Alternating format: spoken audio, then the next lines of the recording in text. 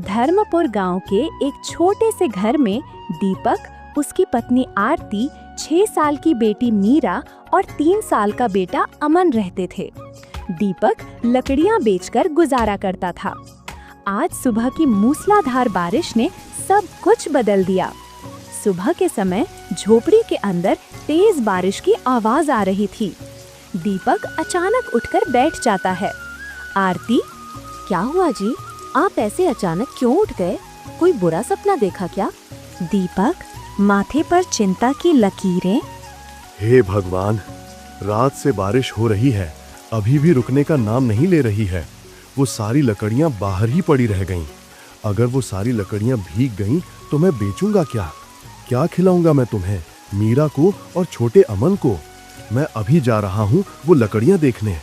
आरती रोकते हुए, सुनिए जी, आप इस हालत में बाहर मत जाइए। बारिश बहुत तेज है। अगर आप भीग गए और तबीयत बिगड़ गई तो हमारे बच्चों का क्या होगा? अरे आरती, तुम मेरे साथ बाहर नहीं जा सकती हो। मीरा और अमन अभी सो रहे हैं, उन्हें अकेला नहीं छोड़ा जा सकता। तुम यहीं रहो और उनका ध्यान रखो। मैं अभी आता हूँ। दीपक तेज बारिश में भीगता हुआ लकड़ियों तक पहुँचता है। आज का नजारा उसकी आंखों में आंसू ले आया। सारी लकड़ियां बारिश में भीग चुकी थीं और अब किसी काम की नहीं रही थीं।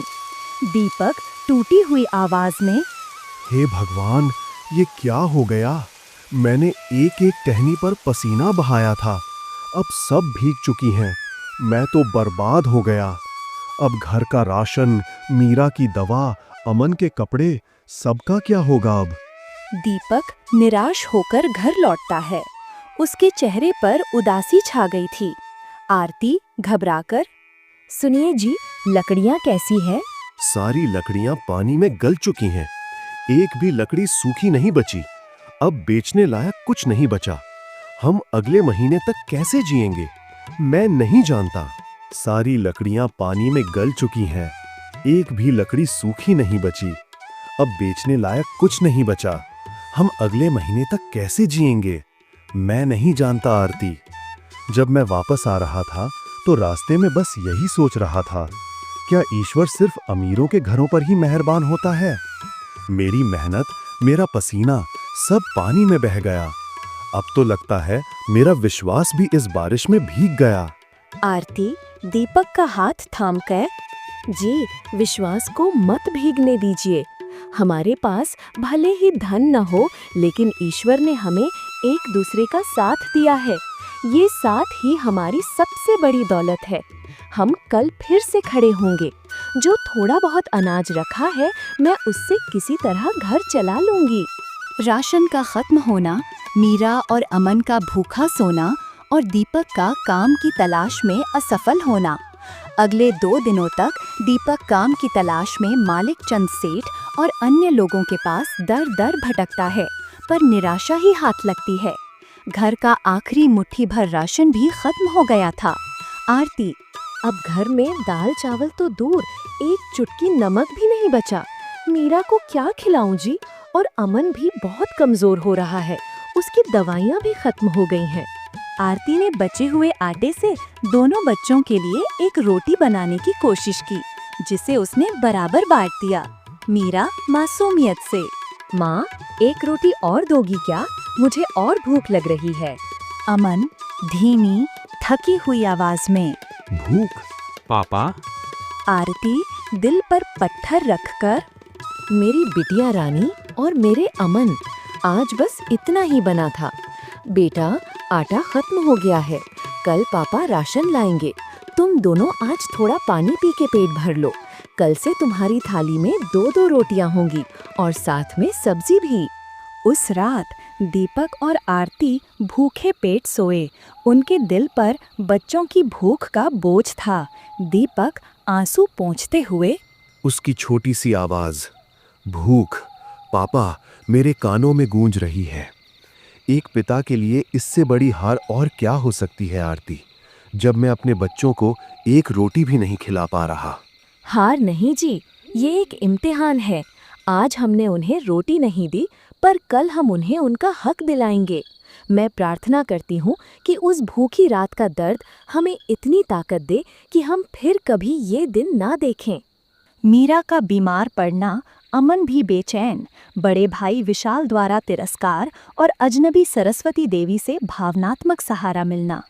अगली सुबह सूरज की पहली किरण के साथ मीरा के खांसने की आवाज आती है। उसका बदन तेज बुखार से तप रहा था। अमन भी बेचैन होकर माँ से लिपटा हुआ था और बार बार खांस रहा था। दीपक घबरा कर, आरती, इसकी दवाइयाँ कहाँ है? दवाइयाँ खत्म हैं जी, सिर्फ 5 रुपए हैं हमारे पास। इतने में न डॉक्टर मिलेगा न दवा। दीपक अपनी बेटी की जान बचाने के लिए अपने आत्मसम्मान से लड़ने जा रहा था। वो बड़े भाई विशाल के दरवाजे पर दस्तक देता है। दीपक हाथ जोड़कर, भैया, मीरा की तबीयत बहुत खराब है, अमन भी ठीक नहीं है, बस थोड़ी देर की मदद चाहिए थी, कुछ रुपए उधार दे दीजिए। विशाल क्रोधित होकर, अब तू मेरे घर भी भीख मांगने आ गया दीपक? कितनी बार बोला है अपनी औकात में रहा कर। बच्ची बीमार है, छोटा भी बीमार है, क्या ठेका ले रखा है तेरा? तुझे तो मैं एक फूटी कौड़ी भी न दूं। निकल मेरे घर से। दीपक अपमानित होकर वहां से लौटता है। तभी रास्ते में उसकी नजर सरस्वती देवी नाम की एक वृद्ध महिला पर पड़ती है। सरस्वती देवी, बेटा, तू इतना उदास क्यों है?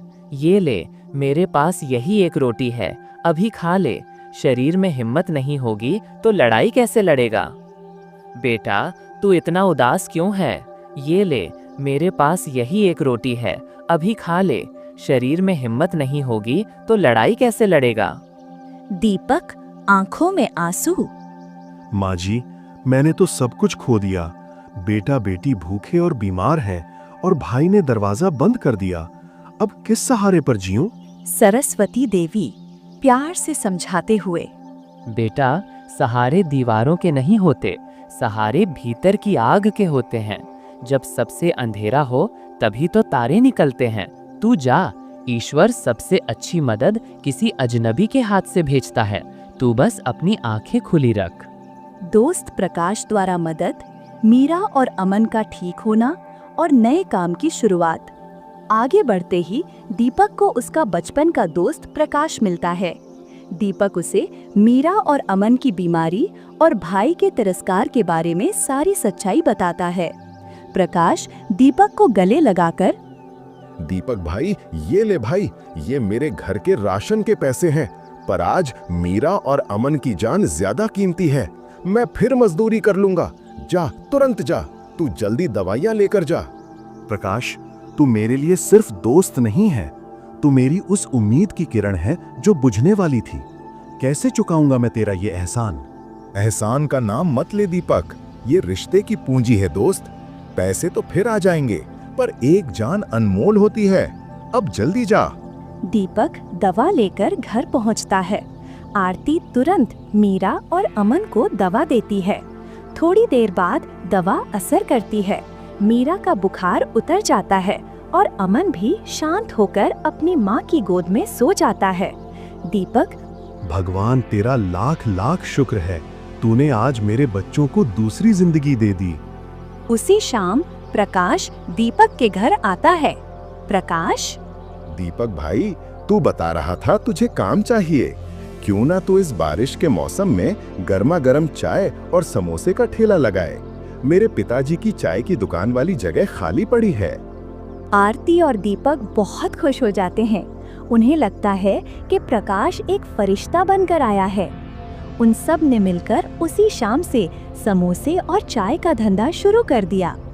आरती स्वादिष्ट समोसे और चाय बनाती और दीपक उन्हें बेचता। देखते ही देखते उनका काम बहुत अच्छा चलने लगा। दीपक अच्छा कमाने लगा। उसने प्रकाश के सारे पैसे चुका दिए और घर में अब खुशी लौट आई थी। दीपक मीरा और अमन को प्यार से देखते हुए, देख आरती, ये कितने खुश हैं। आज इनके चेहरे की हंसी इस चाय और समोसे की पहली कमाई से भी ज्यादा मीठी है।